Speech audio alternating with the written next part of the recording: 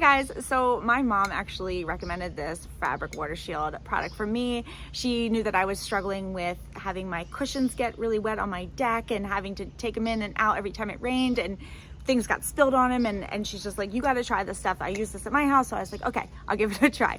So I did try it out. I sprayed it on everything yesterday, and stick around for this video. I'm going to show you how I sprayed it and then give you a few things I liked about it and one thing to be aware of before buying it. So I started by shaking it up really well and then spraying a coat on all sides of my cushions. You can see it's a little streaky there. I was afraid it would stay like that, but it does dry clear. And then I came back a little bit later and then I sprayed them all again, gave it a double coat, and then let it dry for 24 hours. Then it was time to test it. The one on the left with the Scotchgard can is the one I sprayed. The one on the right is not sprayed.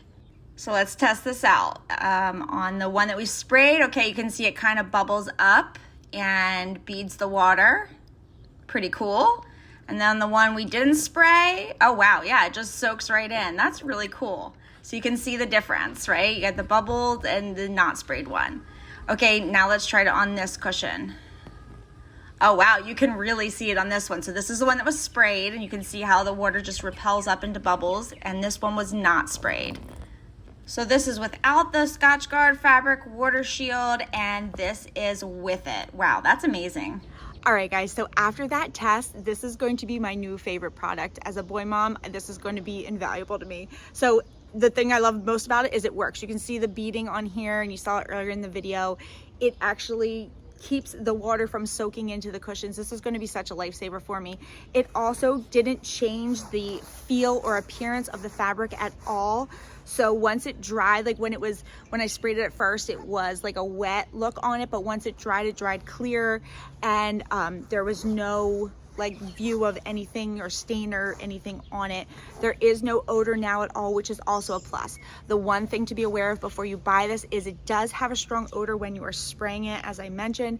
So you want to make sure that after you spray it, that you leave it like to dry somewhere, like outside if you can. If you're doing a couch, which I haven't done yet, but I plan to do, make sure you can open up the windows, get some good ventilation in there with fans or something, and let that air out for a while.